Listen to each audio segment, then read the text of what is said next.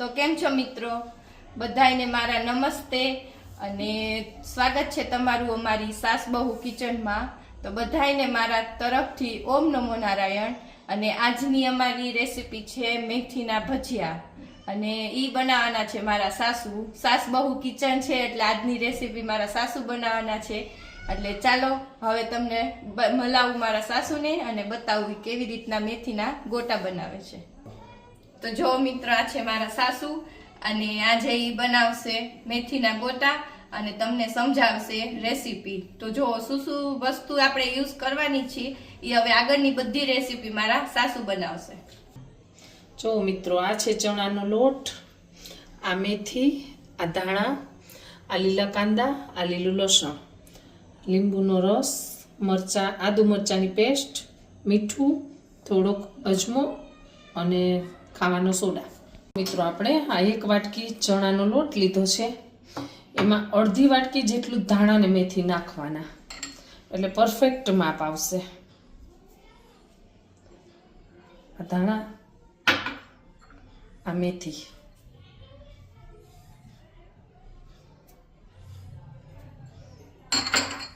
આ લીલા કાંદા,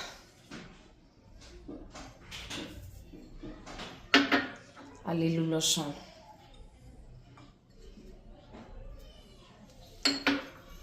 આદુ મરચાંની પેસ્ટ સ્વાદ મુજબ,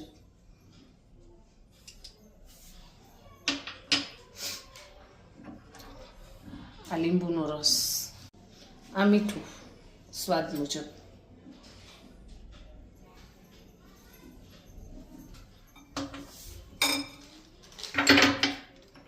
આ અજમો,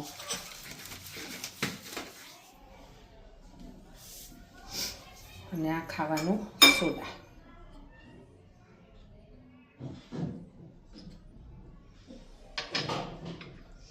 આ છે લીંબુ, સોડાની ઉપર જ નાખવાનું એટલે ડો સરસ તૈયાર થાય.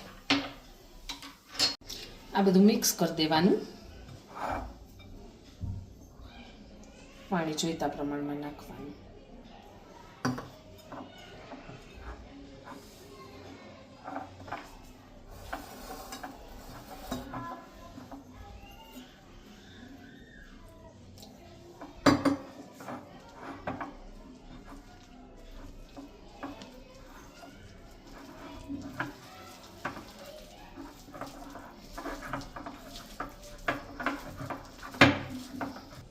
સૌ પ્રથમ આપણે તેલ ગરમ કરવા મૂકી દઈએ ત્યાં ડો તૈયાર થઈ જાય. ડોને 10 મિનિટ આપણે રાખવો પડે રેસ્ટમાં, પછી જ ભજીયા થાય.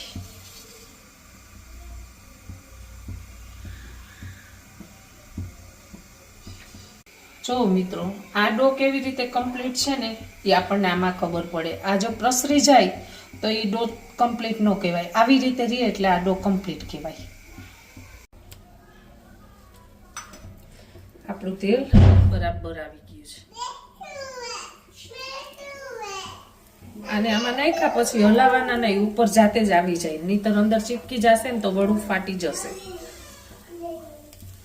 નાના નાના જ કરવાના, કારણ કે અંદર ખારો નાખ્યો છે એટલે એ ડબલ મોટા થશે. મીડિયમ આંચ રાખવાની, બહુ ગરમ નહીં તેલ અને બહુ ઠંડુ નહીં.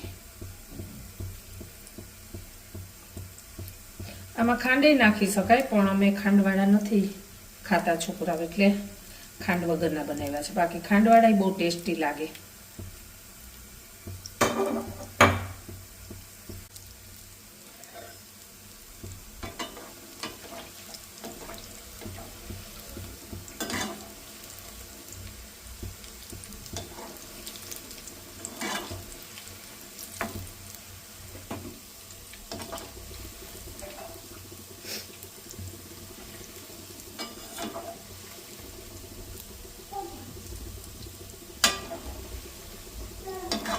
બહુ લાલ ન થઈ જાય એનું ધ્યાન રાખવાનું, કારણ કે ગોટા વ્હાઈટ જ સારા લાગે.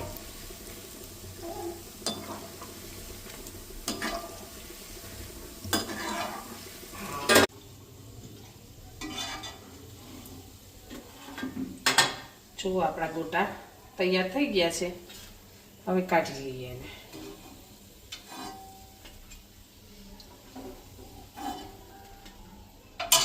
તો જો આપણા મસ્ત એવા મેથીના ગોટા બનીને રેડી થઈ ગયા છે. મમ્મીએ બનાવી નાખ્યા છે મસ્ત, અને મને ટેસ્ટ પણ કરાવ્યો, બહુ સરસ થયા છે.